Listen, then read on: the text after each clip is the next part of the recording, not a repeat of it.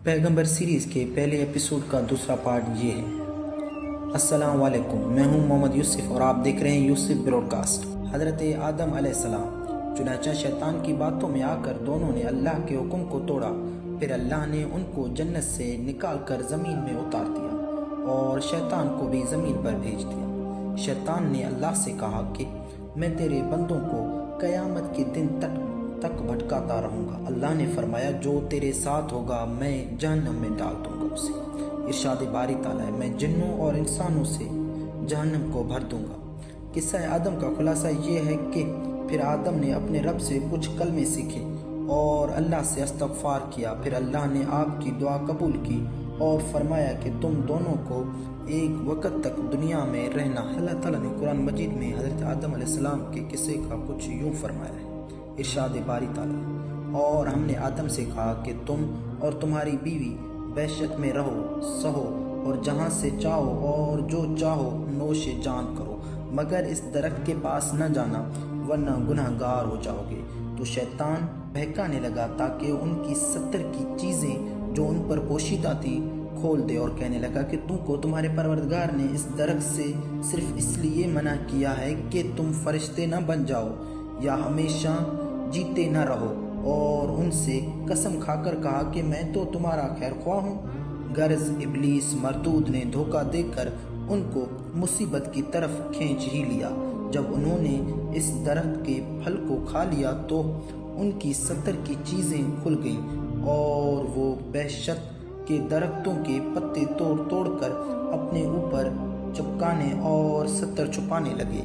تب ان کے پروردگار نے ان کو پکار کے میں نے تم کو اس درخت کے پاس جانے سے منع کیا تھا اور جتا نہیں دیا تھا کہ شیطان تمہارا کھلم کھلا دشمن ہے۔ دونوں نے عرض کرنے لگے کہ اے پروردگار، ہم نے اپنی جانوں پر ظلم کیا ہے، اور اگر تو ہمیں نہیں بخشے گا اور ہم پر رحم نہیں کرے گا تو ہم تباہ ہو جائیں گے۔ خدا نے فرمایا سب بہشت سے اتر جاؤ، اب سے تم ایک دوسرے کے دشمن ہو، اور تمہارے لیے ایک وقت خاص تک زمین پر ٹھکانا اور زندگی کا سامان کر دیا گیا ہے، یعنی فرمایا کہ اس میں تمہارا جینا ہوگا اور اسی میں مرنا، اور اسی میں سے قیامت کو زندہ کرے کے نکالے جاؤ گے۔ ابھی ہم آپ کو قابیل اور حابیل کا ذکر سناتے ہیں جو حضرت آدم علیہ السلام کے 2 بیٹے تھے۔ قرآن کریم نے حضرت آدم علیہ السلام کے ان دونوں بیٹوں کا قصہ، ان کا نام ذکر کیے بغیر ذکر کیا ہے، البتہ توریت میں ان کے نام قائن اور حابیل آتے ہیں۔ سورہ المائدہ میں ان کا قصہ کچھ یوں ہے، اور اے محمد ان کو آدم کے 2 بیٹوں حابیل اور قابیل کے حالات جو بالکل سچے ہیں پڑھ کر سنا دو کہ جب ان دونوں نے خدا کی جانب میں کچھ نیازیں چڑھائیں تو ایک کی تو نیاز قبول اور دوسرے کی قبول نہ ہوئی، تب قابیل جس کی نیاز شرف قبولیت نہ پا سکی حابیل سے جس کی نیاز قبولیت سے سرفراز ہوئی، کہنے لگا کہ میں تجھے قتل کر دوں گا۔ اس نے یعنی حابیل نے کہا خدا پرہیزگاروں ہی کی نیاز قبول کرتا ہے، اور اگر تو مجھے قتل کرنے کے لیے مجھ پر ہاتھ چلائے گا تو میں تجھ کو قتل کرنے کے لیے تجھ پر ہاتھ نہیں چلاؤں گا۔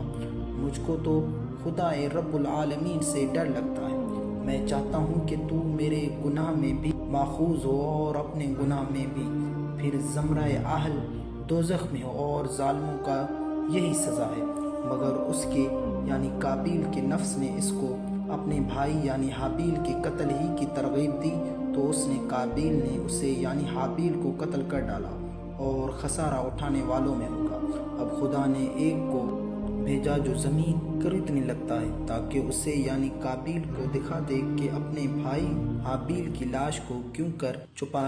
ایک کہنے لگا کہ اے مجھ سے اتنا بھی نہ ہو سکا کہ اس کوے کے برابر ہوتا کہ اپنے بھائی کی لاش کو چھپا دیتا۔ پھر وہ پشیماں ہوا۔ سعدی نے اپنی سند کے ساتھ حضرت ابن مسعود، حضرت ابن عباس اور بعض دوسرے صحابہ رضی اللہ تعالیٰ عنہ سے روایت کیا ہے کہ حضرت آدم علیہ السلام کا یہ دستور تھا کہ وہ ہوا کے ایک پیٹ سے پیدا ہونے والے جڑواں بہن بھائی کے دوسرے پیٹ سے پیدا ہونے والے جڑواں بھائی بہن سے شادی کر دیتے تھے۔ دستور کے مطابق حابیل اور قابیل کی شادی کا معاملہ پیش آیا کہ دونوں 2 بیٹیوں سے پیدا ہوئے تھے۔ قابیل عمر میں حابیل سے بڑا تھا اور اس کی ہمشیرہ حابیل کی ہمشیرہ سے زیادہ حسین و جمیل تھی۔ اب جب حابیل نے حسب دستور قابیل کی بہن سے شادی کرنا چاہی تو اس نے اپنی ہمشیرہ سے خود شادی کرنے کا ارادہ کر لیا۔ حضرت آدم علیہ السلام نے اسے حکم دیا کہ وہ اپنی ہمشیرہ کی شادی حابیل سے کرے، مگر اس نے باپ کا کہنا ماننے سے انکار کر دیا۔ معاملہ رفع دفع کرنے کے لیے حضرت آدم علیہ السلام نے یہ فیصلہ فرمایا کہ دونوں اپنی اپنی قربانی رب کے آگے پیش کریں۔ حابیل نے بکریاں پال رکھی تھیں، چنانچہ اس نے تو جناب الہی میں ادب میں ایک خوب پلی ہوئی بکری پیش کی، جبکہ قابیل جو کھیتی باڑی کرتا تھا اپنی روئی کھیتی لا کر سامنے رکھ دی۔ معرف دستور کے مطابق دونوں نے اپنی اپنی نظر کو ایک اونچی جگہ رکھ دیا تو آسمان سے ایک آگ نے آ کر حابیل کی قربانی کو تو کھا لیا، جبکہ قابیل کی نیاز کو چھوا تک نہیں۔ یہی سے دونوں کی حسن نیت اور نیت بد کا اندازہ ہو گیا۔ اس پر قابیل بجائے نادم منائب ہونے کے تیش میں آ گیا اور بغض و انا کا ثبوت دیتے ہوئے کہنے لگا، میں تیری جان لے لوں گا تاکہ تو میری بہن سے نکاح نہ کر سکے۔ حابیل نے فقط اتنا جواب دینے پر اکتفا کیا کہ نیاز تو خدائے پرہیزگاروں ہی کی قبول کرتا ہے۔ قابیل نے اس کی کیفیت میں متعدد اقوال ہیں۔ ایک قول میں یہ ہے کہ قابیل نے تیز چھری سے حابیل کو قتل کیا، لیکن اس قول پر یہ اعتراض ادراک ہوتا ہے کہ گزشتہ زمانوں میں یعنی حد قدیم میں چھری کا استعمال معروف نہ تھا۔ کسی نے یہ کہا کہ قابیل نے حابیل کے سر پر سوتے میں پتھر مار کر اسے کچل دیا قتل کر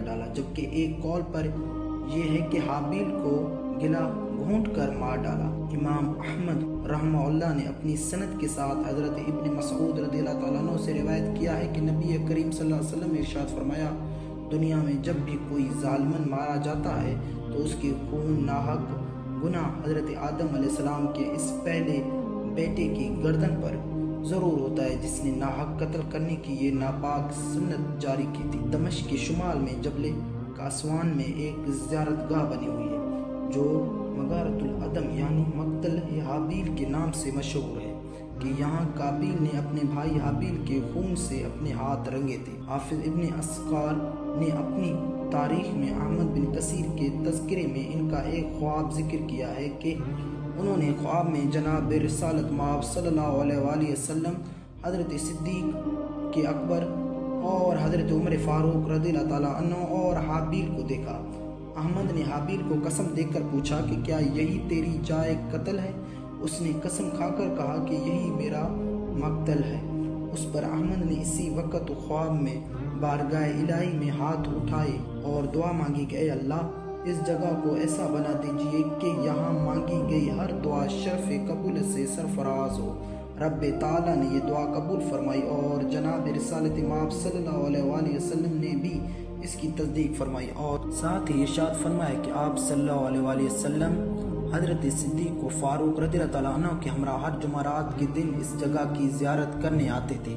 علامہ ابن کثیر رحمہ اللہ نے یہ قصہ نقل کرنے کے بعد فرماتے ہیں کہ بہرحال یہ ایک خواب ہی ہے۔ اگر یہ خواب احمد بن کثیر سے صحیح سند کے ساتھ ثابت بھی ہو تب بھی اس پر کوئی حکم شرعی مرتب نہیں ہوتا۔ اس واقعے کا علم اللہ کو بہتر ہے۔ رب تعالیٰ کی نافرمانی اور حکم عدولی کے باوجود اس کے رحم و کرم سے مایوس نہیں ہوا جاتا۔